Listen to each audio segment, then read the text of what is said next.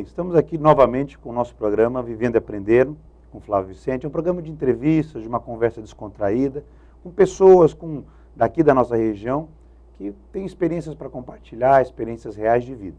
Nessa semana, que está sendo comemorado o Dia Internacional da Mulher, trouxemos uma grande mulher aqui da cidade de Maringá, que tem uma história belíssima para trocar hoje com a gente e conversar, que é a dona Isis Bruder, que está aqui conosco. Dona Isis, muito obrigado por a senhora vir conversar com a gente aqui.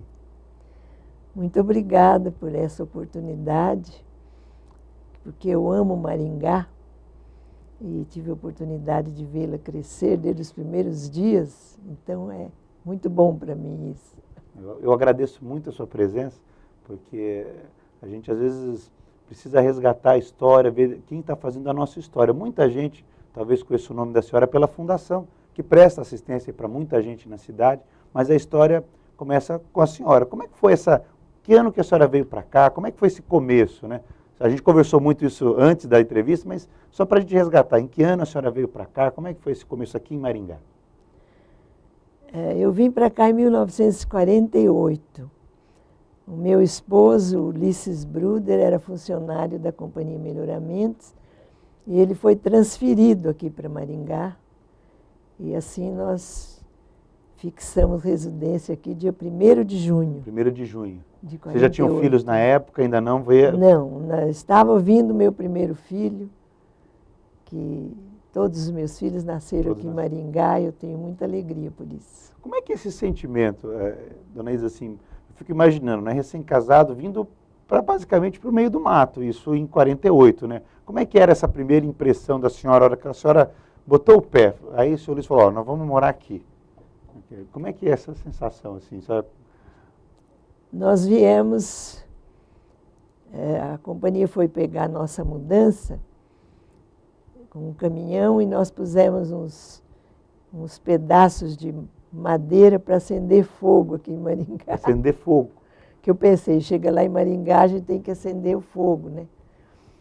E trouxe lenha. E o motorista do caminhão caçou, falou, a senhora não conhece Maringá. Falei, não. Ele disse, na frente da sua casa tem lenha à vontade, que eram os tocos que estavam lá, né?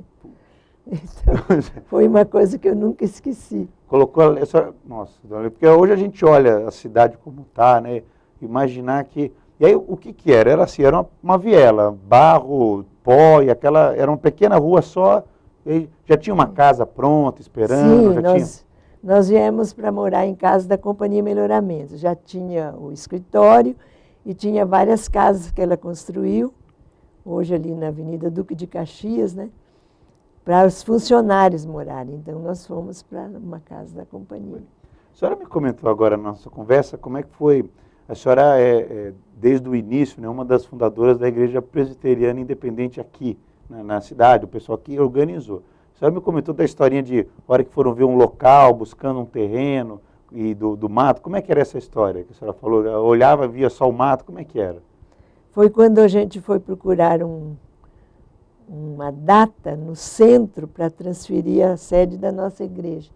E a gente foi ali pela Avenida Duque de Caxias, mas as ruas ainda não tinham nome.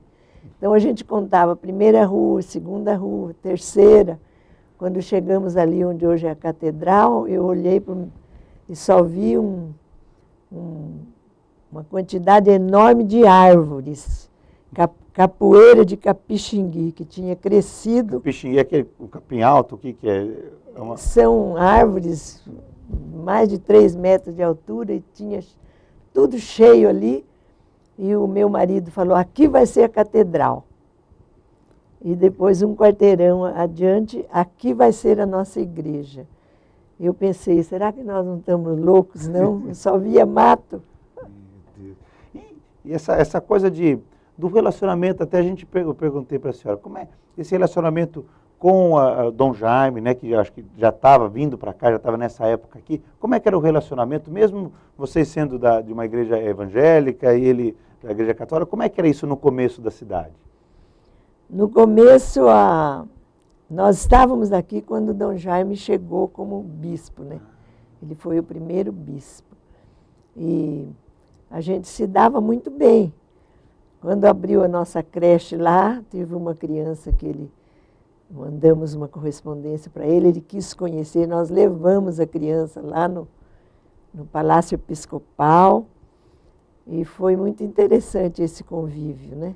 Quando abriu mais tarde o Lar Escola da Criança, sim, o Dom Jaime arrumou as freiras para tomarem conta, e eu trabalhei lá alguns anos como secretária do Clube da Amizade, junto com as irmãs lá. Era um convívio então muito harmonioso, muito de respeito. Foi um tempo muito bom. Nossa.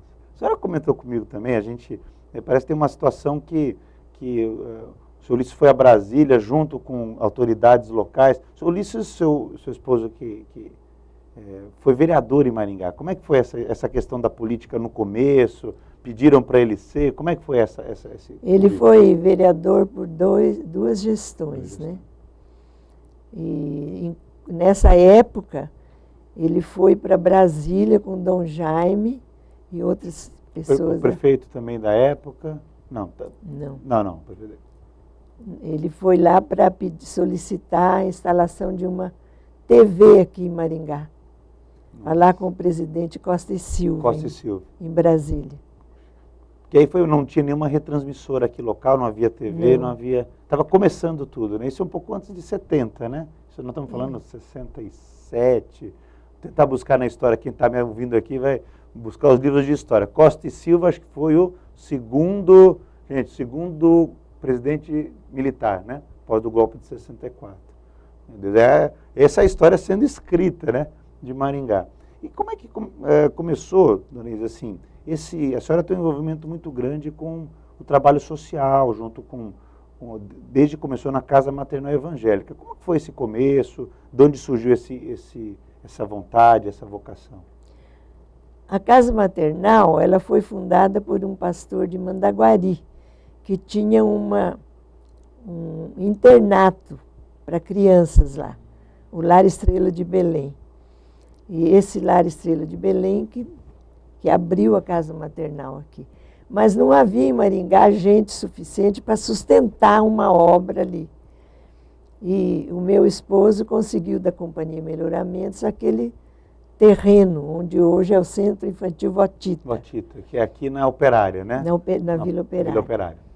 Então, quando foi organizado aqui em Maringá, a assistência social, o pastor José Rodrigues de Lima, que era de Mandaguari, passou a direção para a nossa igreja. A nossa igreja organizou uma associação chamada Casa Maternal Evangélica e tocou essa creche. Foi mais ou menos em que ano, dona Isa? Foi em 1969. 69. Foi um dos primeiros trabalhos? Tinha outro? O Lar Escola já tinha o Lar Escola. Depois abriu a Casa Maternal. Casa Maternal Evangélica. E isso acabou pegando outras igrejas também que acabaram, ou ficou mais vinculado à igreja presbiteriana? Não, a direção sempre foi da nossa igreja, só que o trabalho era feito para crianças carentes da Vila Operária. Ali daquela região ali? Daquela região. Que eram basicamente os operários da companhia. Como é que, por que do nome? Tem uma ligação com isso? Não necessariamente. Pessoas simples, né?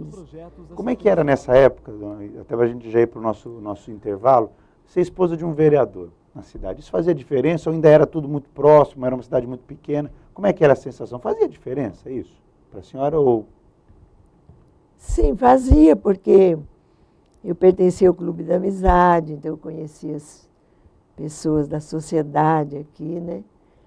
E fez diferença, sim, na minha vida, na vida do meu esposo. Gente, agora nós vamos para um pequeno intervalo e continuamos com essa entrevista aqui na semana que comemoramos o Dia Internacional da Mulher com Dona Isis Bruder, que é uma pioneira, uma pessoa com uma grande história na cidade de Maringá.